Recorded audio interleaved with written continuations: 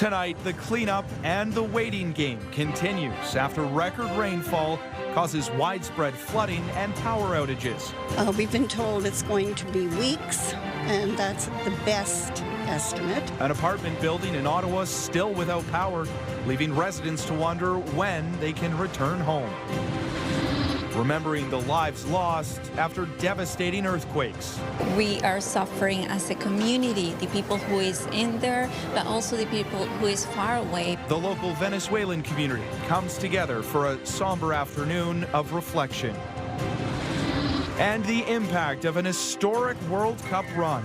Knowing that a player that came from the same roots as us can make it to that high of a level, work that hard, and inspires a whole country. Ottawa's next generation of soccer stars taking part in the Gloucester Hornets annual tournament, riding a wave of soccer momentum sweeping the country.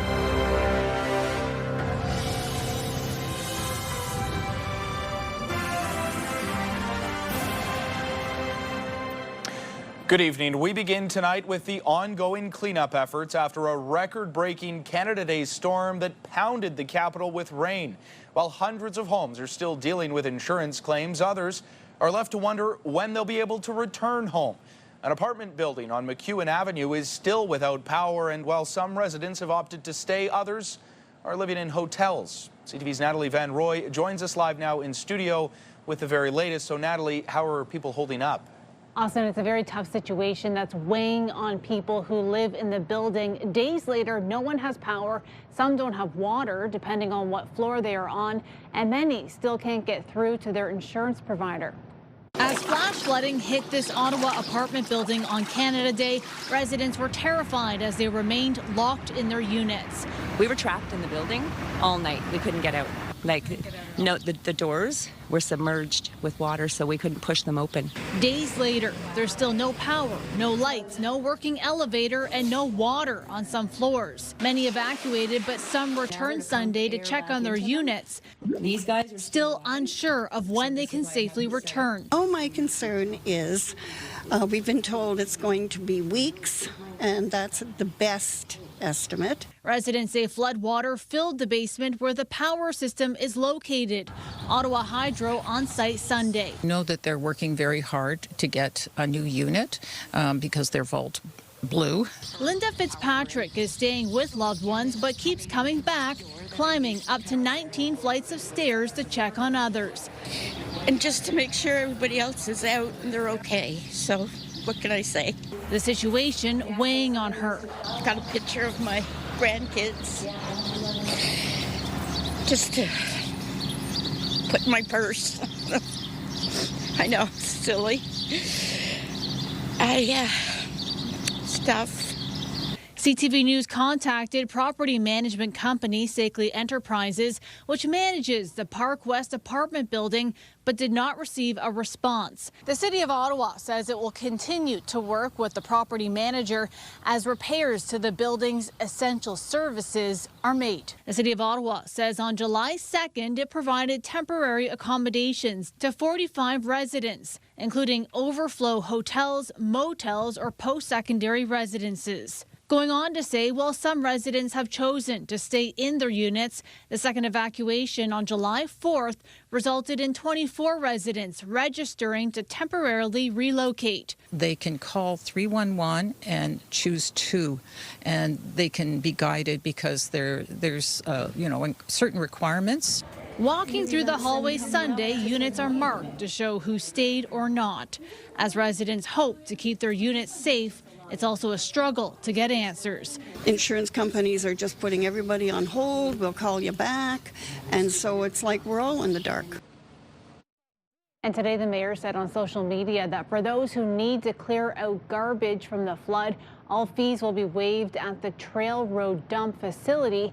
You just need to bring your ID with an address and the details of your flooding service request. Austin. Yeah, certainly. So much work still to be done after that storm. CTV's Natalie Van Rooy reporting live for us tonight. Natalie, thank you very much. And local politicians are calling on the province for additional funding to help in those cleanup efforts after the Canada Day floods. 5 Ottawa area MPPs and 4 city councillors signing an open letter asking the province to help by designating some of the city's most impacted areas under the Disaster Recovery Assistance for Ontarians program.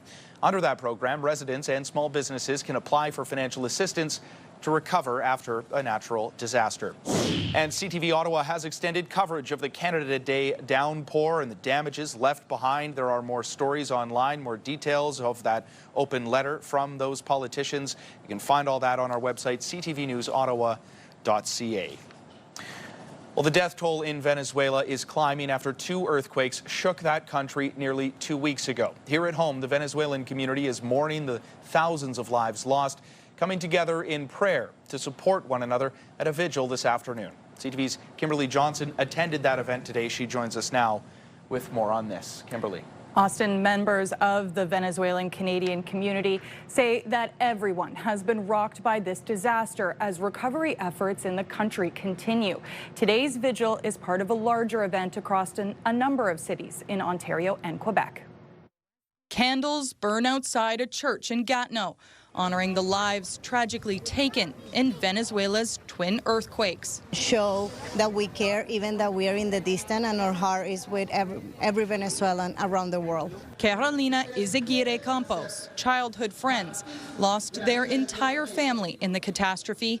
Nearly 3,000 people dead and tens of thousands remain missing after earthquakes rocked the South American nation on June 24th. On Sunday, the community coming together to mourn the lives lost with a mass, a prayer, and a candlelight vigil. Viva Venezuela! Happened because the infrastructure of our country wasn't taken care of for the last 25 years. And this is the reality. We are suffering as a community, the people who is in there, but also the people who is far away, because we can see it. We see the news. It's like you can't go to bed and sleep. I haven't been sleeping properly. The event organized by a group called All for Venezuela. It's part of a larger effort with similar events taking place in Toronto and Montreal to raise voices together. We need to heal together. We need to pray together. We need to feel that we are strong and united in the help that we are organizing for Venezuela. As efforts continue in Venezuela, so do efforts by the community here in Canada. A fundraiser also planned for next Saturday to support the country's recovery. It's because Venezuela in this moment, at this very moment, needs any help from everybody. The Venezuelan Relief Concert will take place next Saturday. Funds raised there will support the charity Canadian Global Response, which is providing essential supplies, medical care, and support on the ground in Venezuela. Austin. Thank you very much for this, Kimberly. That is CTV's Kimberly Johnson reporting live for us tonight. Well, taking our first look at the weather forecast, and a pretty nice day here in Ottawa. No heat warnings in effect, and certainly no torrential rain, so I think we'll all take that. Currently sitting at 26 degrees. We had a daytime high of 28 degrees and mostly sunny conditions. We'll get down to about 16 degrees tonight. So a little bit cool compared to that heat wave that we saw when we hovered around the 20s, but some clouds forming in the sky. Bancroft at 12 degrees, 17 in both Trenton and Kingston. 15 degrees is the low for Kemptville, 16 for Gatineau. Warming up tomorrow to start the work week at 28 degrees. So the same daytime high. Potential for some more cloud coverage here, but looking like it's going to stay dry according to Environment Canada right now. 29 degrees is the expected high in Gatineau. Same goes for Maniwaki. 28 degrees and beautiful sunny conditions expected in Petawawa. Western University's Northern Tornadoes Project says 2 weak tornadoes touched down in eastern Ontario this past Tuesday. Some farms and trees damaged by one of the tornadoes around Verona, Hardington, and Harrowsmith with a maximum speed of 150 kilometers an hour. There was also more damage reported in the Kingston area with max wind speed of around 115 kilometers an hour. No injuries have been reported. An Ottawa motorcycle rider is facing charges after they were caught allegedly driving nearly 100 kilometers an hour over the speed limit on Highway 417 this weekend. Ontario Provincial Police say officers stopped a 23-year-old with a novice M2 driver's license on the highway Saturday after they were clocked going 193 kilometers an hour. The rider is now facing stunt driving and dangerous operation charges. Well, turning now to some developing news coming into our newsroom this hour. CTV News can confirm the federal government is set to announce which company has won the bid to build Canada's new fleet of submarines. Several industry and government sources have confirmed to CTV News that the Prime Minister will make the announcement Monday before departing for a NATO meeting in Turkey. Two companies, one based in Germany, the other in South Korea, are competing for the two contracts, or rather the contract, to build Canada's next submarine fleet. The fleet is set to include 12 submarines. The successful company could procure a contract worth an estimated value of more than $100 billion. And as we just heard, the Prime Minister, Mark Carney, is set to head to NATO this week with alliance members focused on the new defense spending target of 5% of GDP by 2035. Canada has committed to that pledge, but still has yet to outline exactly how it will get there. President of the United States, Donald Trump, will also be a major factor at the summit. CTV's Ottawa Bureau Chief Graham Richardson has more. It was a very 2026 moment a few weeks ago in the White House. Now I want to take you, if you stay here, I go over to these boards here. The NATO Secretary General Mark Rutte fawning over U.S. President Donald Trump and his push for more military spending from NATO members. The Trump trillion shows you the increase Europeans and Canadians are paying into defense since you took office in 2017. The Trump factor, one dynamic for this NATO meeting, the other, the war in Ukraine and Russian aggression. For Canada, officials describe a changed positive narrative about military spending. An announcement on Canada's submarine purchase is imminent. It could come just before Carney leaves for NATO. Well, I think for Canada, it's can Carney make Canada credible as a military power? And I think it's the same thing for all of NATO. You know, this is not a summit about spending. It's actually a summit about can we produce the weapons. Part of Canada's story at NATO will be told by Ottawa companies like Anvil. We help modern militaries make sense of the enormous amount of battlefield data that is there. They help coordinate battlefield data between different forces. And show the world that Canada is producing kind of consequential, important capabilities which can strengthen the alliance. Despite all the spending by the Allies, there is another side to the Trump factor Rutte did not mention. President Trump has made the United States the most destabilizing power in the world. That's quite a statement. But really, the international order today is destabilized because of actions that the United States is taking. Could Donald Trump's anger at European allies over the war in Iran overwhelm everything at next week's NATO meeting? Yes, that's possible. Canadian officials certainly hope that doesn't happen. They have a new story to tell about this country's newfound interest in its military for the first time in a long time. Graham Richardson, CTV News, Ottawa. Well, Canada's World Cup run came to an end in the round of 16 yesterday, but the tournament has made a big impact here at home. This weekend, hundreds of young players are competing in the Gloucester Hornets Cup, hoping to follow in the footsteps of those Canadian soccer stars. CTV's Josh Moreno joins us now live in studio with more on this tournament. Josh. Yeah, Austin, Jonathan David learned the game as a member of the Gloucester Hornets. Now, just one day after Canada's World Cup exit, a new generation of players is dreaming of one day representing the country. The Gloucester Hornets Cup has taken over the Hornets Nest this weekend, welcoming in nearly 250 young players from across the region for a celebration of the game. It's special because I get to learn new skills and make new friends. The tournament on the heels of Canada's World Cup run, and for 17-year-old Ronaldo Yapele, the country's historic feat didn't just give him a team to cheer for, it gave him something to chase. I'm trying to make the Canada team to bring up higher next year and keep it going. Knowing that a player that came from the same roots as us can make it to that high of a level, work that hard, and inspires a whole country, it means so much to us and it inspires us all. It's a dream that doesn't feel so far away here. Canadian star Jonathan David came up and learned the game as a member of the Gloucester Hornets before reaching the world stage. Jonathan David previously actually played here. Becomes an inspiration, not just to me, to my whole team, and to the whole club here as well. Organizers here say the World Cup has given the sport another boost, with more youth falling in love with the game and hoping one day to reach that next level. We always expect to see a bit of surge when it's World Cup. years. I mean, kids are excited, families are excited. I do expect that spike probably leading into the winter and next summer, and hopefully get more people playing the game, which is what everybody wants. And as these young players take to the field, they're following a path that's produced one of Canada's best, hoping one day they can do the same. Every kid in Canada and just across the world could strive to become more like the Canadian players. I hope myself that if I get good enough and I'm going to keep on working hard, that I could make the Canadian team. The boys tournament ran over the weekend and wraps up today. Next month, the Hornets Nest will welcome in various girls teams from the region with age groups ranging from under 9 to under 18. Austin. It's exciting times for soccer here in Canada. Josh, thank you very much for this. CTV's Josh Moreno reporting live for us tonight.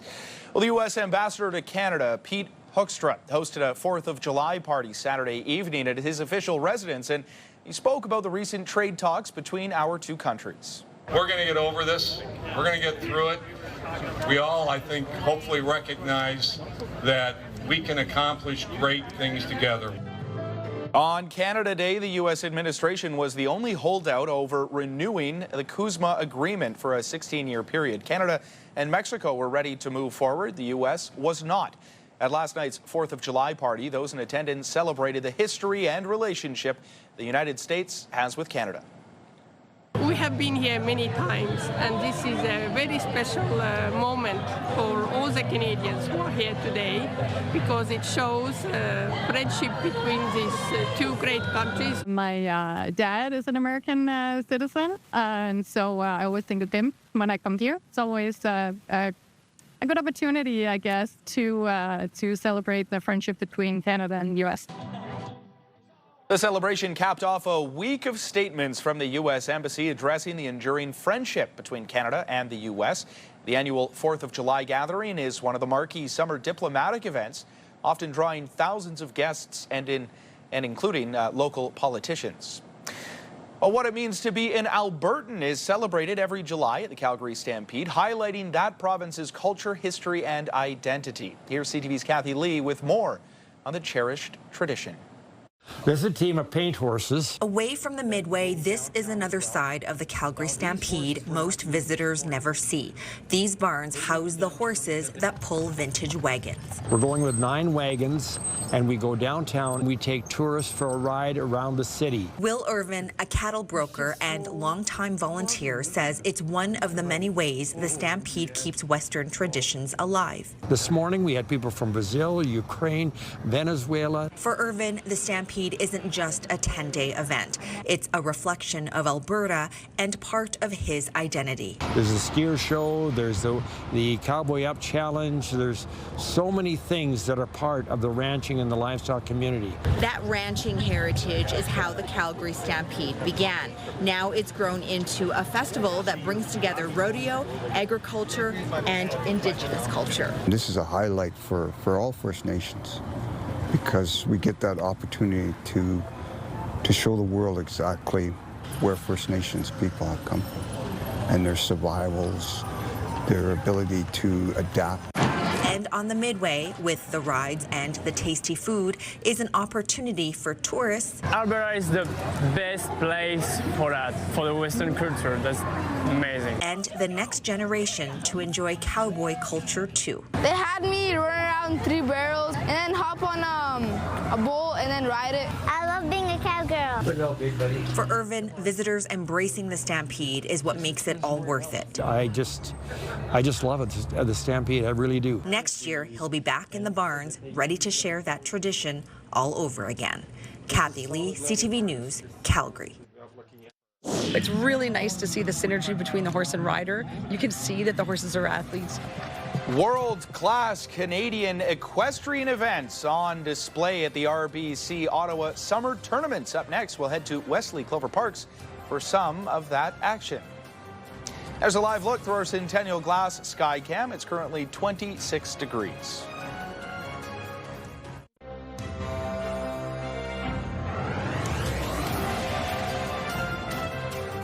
A weekend of elite equestrian events at Wesley Clover Parks with big money on the line.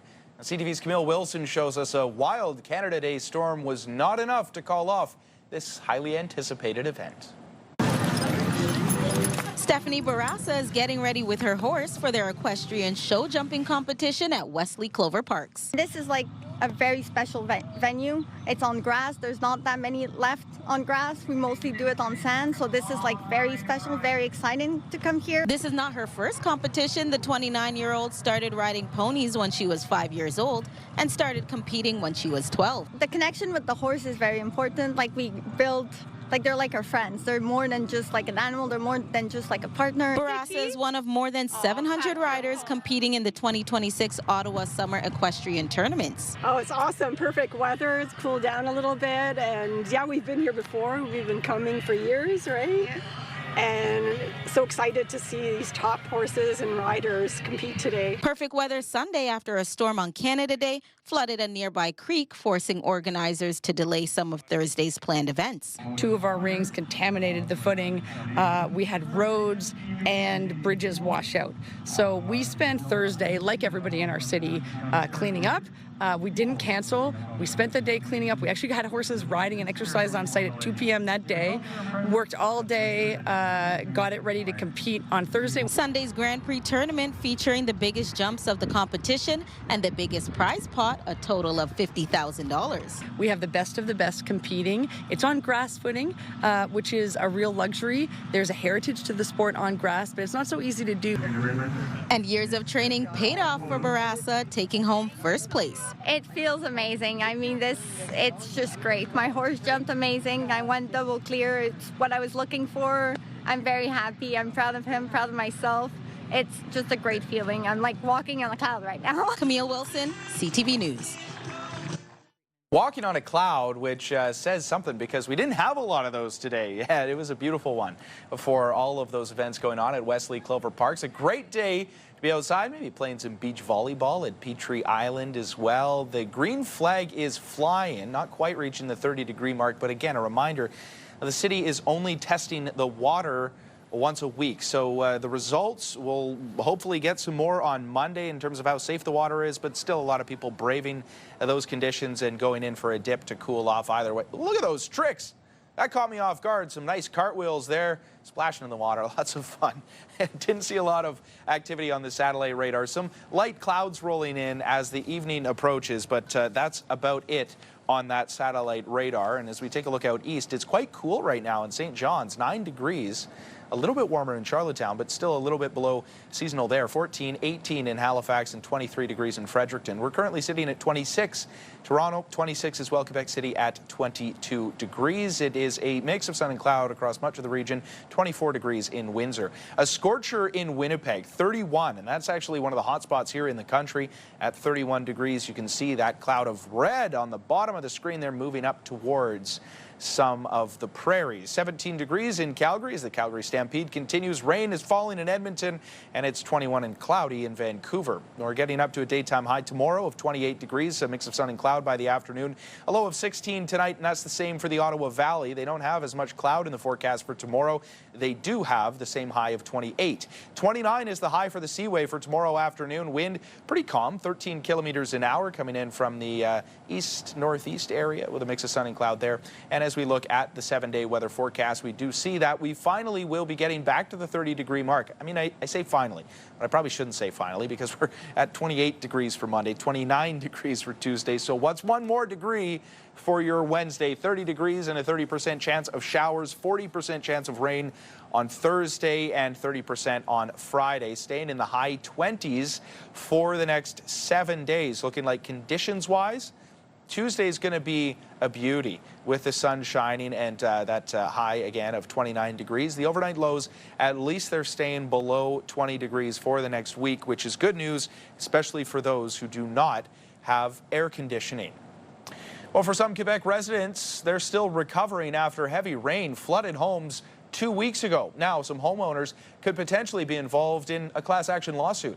2 requests have been filed against the Montreal borough of Pierrefonds, Roxborough, and the city of Daulaire-des-Ormeaux. CTV's Matt Grillo has that story.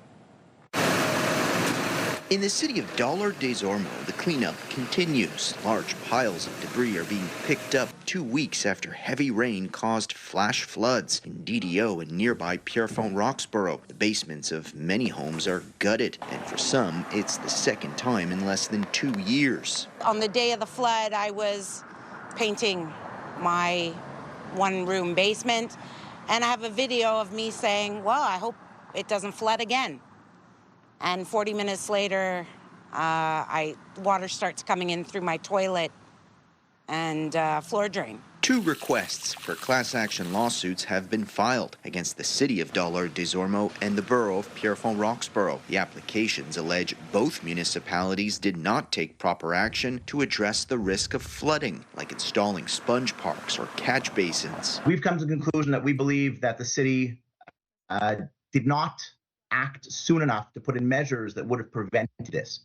And so we've called it negligence and, in fact, gross negligence in our class action lawsuit. Lawyer Jeff Orenstein says it could take years before a final result is seen. The class actions would have to be authorized first. He says it's not just about financial compensation, but making sure this doesn't happen again. Robert Wolofsky is involved in one of the requests. And you can see coming off of West Park Boulevard, off of Hanson Levine, just the amount of side streets that are affected by the flood, the amount of debris and garbage and just construction material that's on everyone's lawns right now.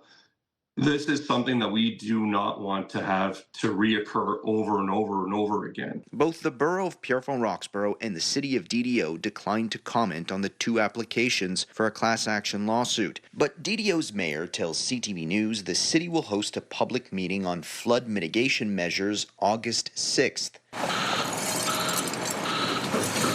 Residents living on Lake Street are angry and say it's been a stressful 2 weeks. We pay property taxes. We pay steep property taxes. Even when people are unemployed, people are still paying property taxes. Do something for us. So they repave the roads every so often, but, you know, as far as infrastructure goes, nothing, right? So, I mean, you can't have, you know, 1 million more homes and the same sewer lines. And I understand that the city last time didn't know that this kind of situation could occur, but 2 years later, to see something similar happen again and to have even worse circumstances to go through, I find is unfortunate. Several residents say they support the idea of a class action in the hopes infrastructure changes can prevent another disaster. Matt Grillo, CTV News. The town of Sant'Alfio in southern Italy sits today under the looming specter of Mount Etna. The volcano has been spewing ash and lava continuously and is now into its 9th consecutive day of eruptions. The mountain sending clouds of ash into the sky. Eruptions began on June 26th from a vent located at least 3,000 meters up. The government has issued a red alert warning to its citizens nearby as a result. An afternoon of music at Rideau Hall. We'll share details on this special event. We'll also have more of what you need to know after the break. Get the latest live local breaking news. Sign up now for our morning and evening CTV News Ottawa newsletter. The best local content from CTV News, Your Morning Ottawa, and News Talk 580 CFRA. Get it all in one place. Sign up now at ctvnewsottawa.ca. The CTV News Ottawa newsletter is brought to you in part by CAA Business.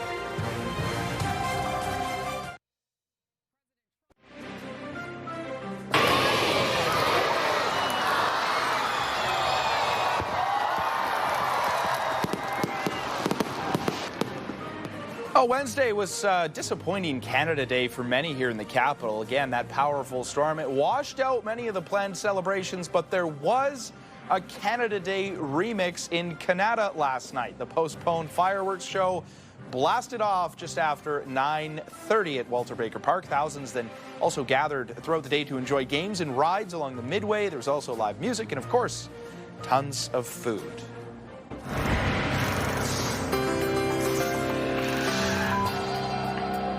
And for tonight's big picture, more fireworks. We take you to Washington for a day of festivities marking the milestone 250th birthday of the United States. which of course ended with a massive fireworks display over the nation's capital. Maybe a little bit bigger than the one in Canada. Spectators gathered in Washington, D.C. to take on this massive 40-minute firework display that some estimates suggest included 850,000 firework shells. Extreme heat did lead to the cancellation and postponement of many festivities throughout the past few days, including Washington's culminating speech by U.S. President Donald Trump. Well, turning now to some of the other stories that you need to know. Canadian superstar Celine Dion has released a new song as she prepares to return to the stage at the end of the summer.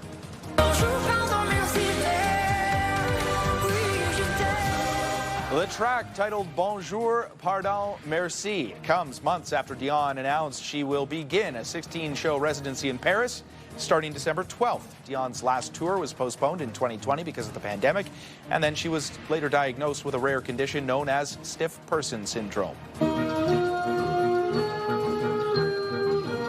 The Crescendo concert series wrapping up with a live show outside Rideau Hall this afternoon. The full central band of the Canadian Armed Forces serenading the crowd. The series honoring Rideau Hall's ties to the central band, reflecting more than 60 years of musical collaboration. Back heel for Friedland. Friedland, will she take it on? She will! Johanna Friedland! And finally... Ottawa's Rapid FC hosting Calgary's Wild FC at TD Place Stadium this afternoon, and it was a great start for the local club. Johanna Friedland making it 2-0 in the late stages of the first half for Ottawa. Calgary would get one back to cut the lead in half, but they were unable to mount a comeback. 3-1 is the final for the Rapid. Their next game is set for Saturday in Toronto at 4 o'clock. Largo. Pass is made to Moosey. Step over, beats his man. Good first stop, but a wide open goal for Gote and Tigney. And Atletico Ottawa hosting Calgary's Cavalry FC yesterday. Calgary doubled the lead in the game here, making it 2-0 early in the first half. Cavalry would add another goal just before halftime en route to a 3-0 win. Atletico plays in Laval next. They'll take on Supra du Quebec on Wednesday in the first leg of the Canadian Championship quarterfinal. And Serena Williams' return to Grand Slam tennis after 4 years away has ended in disappointment. Serena has withdrawn from her doubles match alongside her sister Venus. She suffered a knee injury during her opening round singles defeat earlier this week. The 44-year-old legend wrote on social media that she was, quote, heartbroken, but her knee just wasn't ready to compete. The Ottawa Senators select from London in the OHL, Jackson Cover. Still ahead, we will revisit one of the most intriguing Sens draft picks. More on his unique path to the big leagues after the break. CTV and TSN 1200 want you to be the Myers Automotive Group Team of the Week. Your team could win $1,000 for new equipment, tournament fees, or an incredible team party. Shoot us a quick video uploaded at ctvottawa.ca. Whether it's hockey, ringette, choir, band, or any team in between. Each week, the winning team will join us live in studio at CTV Ottawa at 6 to claim their prize. Enter today for your chance to be Myers Automotive Group Team of the Week.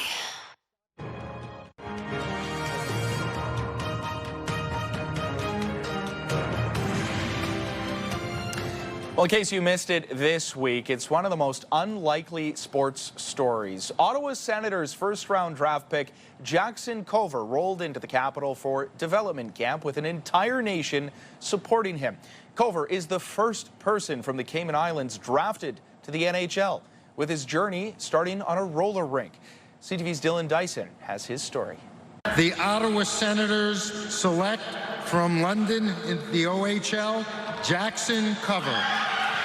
From the Cayman Islands to Ottawa, Jackson Cover has defied odds and expectations. Just knowing I started this as for fun and just as a second sport, but ever since I fell in love with it, just putting my mind to it and just trying to work as hard as I can. The 18-year-old was selected by the Senators with the final pick in the first round of the 2026 NHL Draft. Many worked towards this moment their entire life, but Cover didn't start playing ice hockey until the age of 13. Instead, Cover grew up playing roller hockey in the Cayman Islands at the only facility on the island. He started roller when he was about 3.5, and he was really a soccer player growing up. Once I moved to Canada for school, I kind of started playing it like on open ices and stuff and just trying to get a feel for it, and then started to fall in love with it. It took Cover less than 2 seasons in the Ontario Hockey League with the London Knights to prove his talent was NHL worthy, something coaches with the Senators say is plain to see. Well, it's an incredible story, but beyond that, he's a great player, and I think there's a lot of untapped potential there. Cover is the first player from the Cayman Islands to be drafted to the NHL, with the local government calling it a proud and historic moment for the nation. The main thing that I want to show to the world is that even though that you're not from you're from an unconventional place, that you can, if you put your mind to it, you can really do something that you love. I know he would love to be home in Cayman and go on 7 Mile Beach and enjoy the sand and the sun, but unfortunately, he has his priorities right now. You can have fun down the road, but right now he has to put in the hard work. Dylan Dyson, CTV News. Well, today marks the 56th anniversary of one of Canada's deadliest aviation disasters in history. A memorial took place at the crash site in Brampton at exactly 8:09 a.m., the moment the aircraft crashed. CTV's Rahim Ladani has that story. With every strike, each of the 109 people who lost their lives in a horrific plane crash on July 5th, 1970, are remembered by friends and family. It is 56 years, but it's a loss that has never unhappened. And it has impacted me since I was 13 years old when I lost my mother and 2 sisters in this plane crash.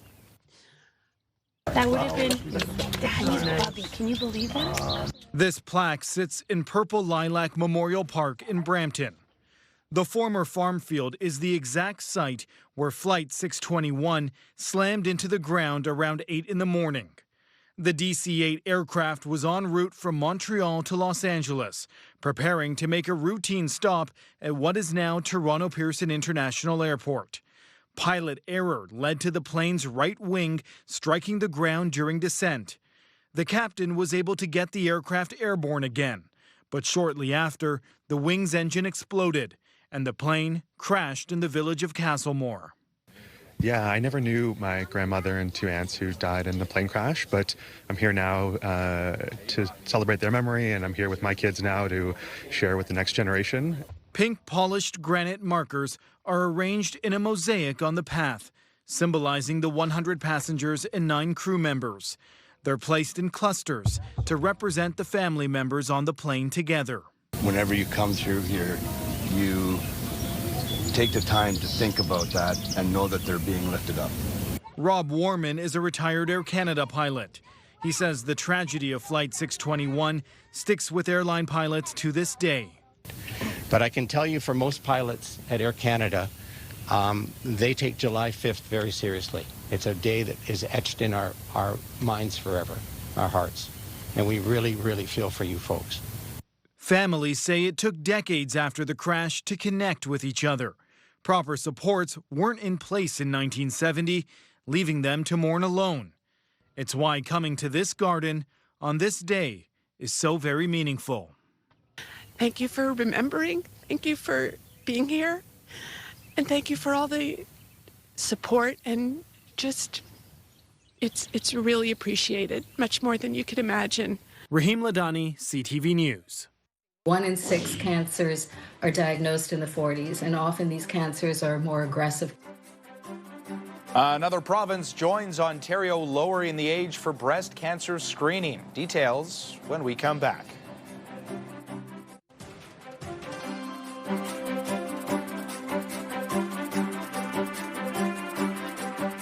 Tens of thousands of women in Saskatchewan are now able to be screened for breast cancer earlier than before. That province is now joining Ontario and 6 other provinces and territories with the lowered eligibility age for routine tests. CTV's Alison Bamford has more on the impact that's having. Renee Morrison was diagnosed with breast cancer 3 years ago at the age of 39. She went in for a mammogram after learning her younger sister had cancer. Early detection saves lives, absolutely. And the mother of two believes it saved hers. Absolutely. Everything that I've been through would have been substantially worse had I not known. Now, more women her age can get screened. This week, Saskatchewan expanded routine breast cancer mammograms to women aged 40 and older. Well, it's an extremely crucial time to start getting screened. 1 in 6 cancers are diagnosed in the 40s, and often these cancers are more aggressive. Saskatchewan joins 7 other provinces and territories that already lowered the eligibility age to 40.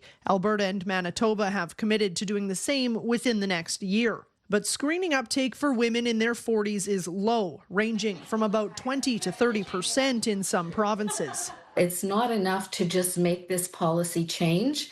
We need the government to raise the awareness that women can now go. For women who want to get screened, doctors say countrywide staffing shortages are forcing some to wait months. Provinces need to invest in more training spots for technologists, and then they've got to pay them well when they graduate so they'll stay in the province. Saskatchewan has been working to address capacity shortfalls and earlier this year introduced a second mobile mammography unit to increase screening in rural and northern communities. It's good to book them early and as soon as you can so that you can get in for your yearly mammogram.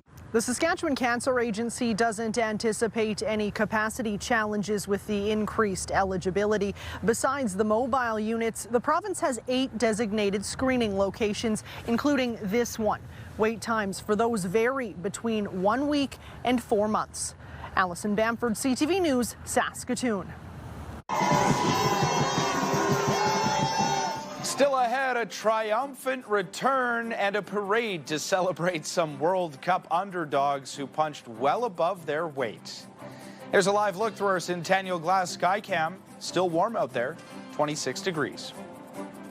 Tonight, Killed at War, the mission to recover a missing soldier. Behind every number is a family. The archaeologist on a quest and what's keeping him from helping other families. Later on CTV National News and Watch on Crave.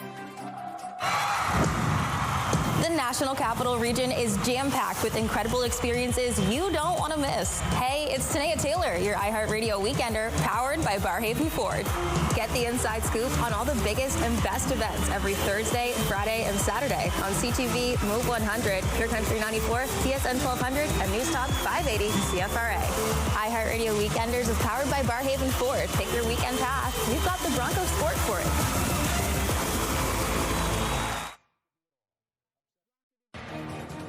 Hairstyles, courtesy of Salon Fiorella. Here's a recap of the top local stories we're following right now. We were trapped in the building all night. We couldn't get out. Cleanup efforts continue after Canada Day's record rainfall. An apartment building here in Ottawa is still without power, leaving residents to wonder when they can return home.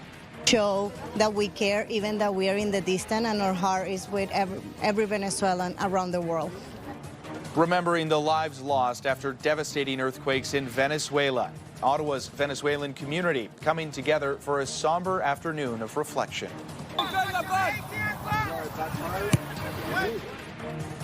And the next generation of soccer stars are here in the capital playing for the Gloucester Hornets Cup. We take a look at the impact of that World Cup run by Team Canada on the future of the sport here in this country. Beautiful day for that soccer tournament as well as we take a last look at the weather forecast. Waking up to 18 degrees, mainly sunny, some clouds lingering on there, up to a daytime high of 28 degrees, 29 on Tuesday, with beautiful clear skies before the rain unfortunately makes a return. 30% on Wednesday, 40% on Thursday, 30% again on Friday. Hottest day of the week coming on Wednesday, 30 degrees, but staying in the high 20s for the next 7 days.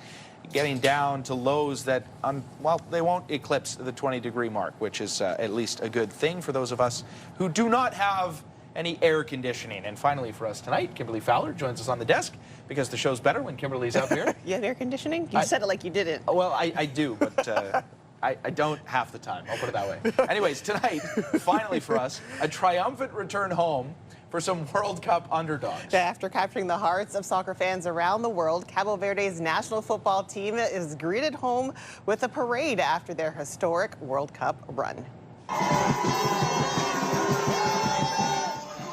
Tons of fun this team was, eh? Crowds lined the streets in the capital to celebrate, waving flags and dancing to drum beats as the team arrived home. Cabo Verde's sensational World Cup debut ended on Friday, but not before they pushed world champions Argentina to the brink in extra time in the round of 32 matchup. Everyone becoming a fan around the world. Absolutely. That was fun. They captured the hearts. Even though they didn't win, I think they are the winners of the World Cup. That's fair to say. I mean, you're talking about a country of around 500, 600,000 people on the world's biggest stage. And look at the mark they made. So much fun. Amazing. Good night, everybody. Kim's back tonight with your late news.